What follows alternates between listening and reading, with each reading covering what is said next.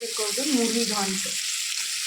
প্রথমে কড়াতে তেল দিয়েছি, তেলটা গরম হয়ে যাওয়ার পরে আদা জিরে আলু দিয়ে ভেজে নিয়েছি, তারপরে দিয়েছি যে পেঁয়াজ আর টমেটো দেখতে পাচ্ছি। এখন মশলা কিছু দিইনি, এবার দেবো। আগে প্রথমে একটু লঙ্কার গুঁড়োটা দিয়ে নিই, কাশ্মীরি লঙ্কার গুঁড়ো। তারপরে দেবো হলুদ,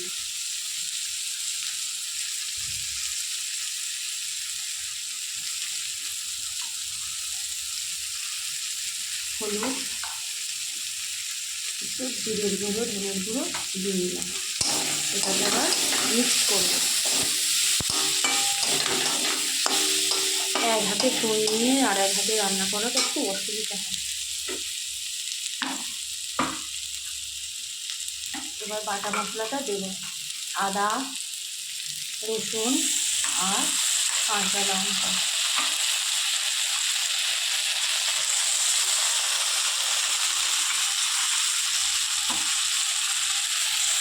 না হয়ে গেছে না, এবার এটাকে মিক্স করবো।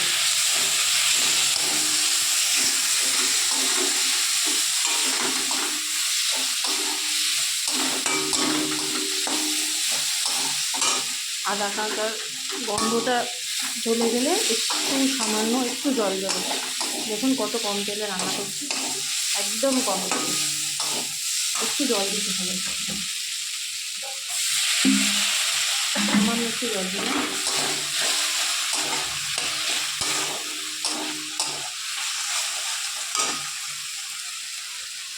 একটু কষানো হয়ে গেল,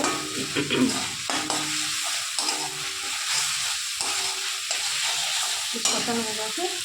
এই যে দেখুন গোবিন্দভোগ চালটা ধুয়ে ভিজিয়ে রেখেছিলাম, এবার এটা এর মধ্যে দিয়ে দিলাম। এক হাতে ফুল ধরে আছি তো ওই জন্য এইভাবে দিতে হচ্ছে।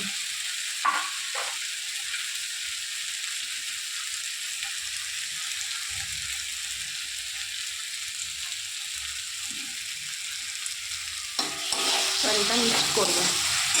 গোবিন্দভোগ চালটা দিলে এত সুন্দর গন্ধ বেরোয়, একটু ভাজতে হবে।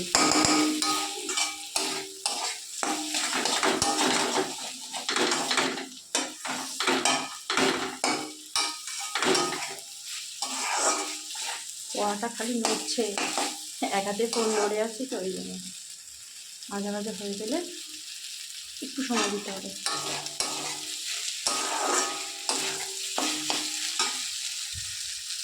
তারপরে আগে থেকেই মাছের মাথাগুলো যে ভেজে রেখেছিলাম এতে দিয়ে দিলাম।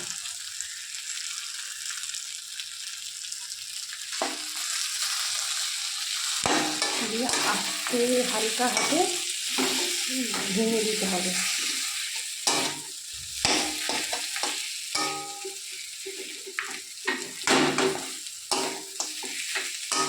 হালকা করে ভেঙে দিলে এবার জল দিয়ে দিলে ওটা আস্তে আস্তে নরম হয়ে যাবে।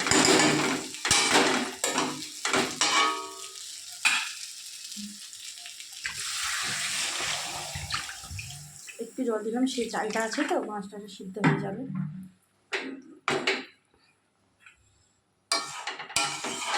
অনেকে একটু ঝুড়ো ঝুড়ো খায়, আবার একটু এই কাদা কাদাও খায়, গায়ে গায়ে লেগে থাকে যেটা ভাত বলে ওটা খায়।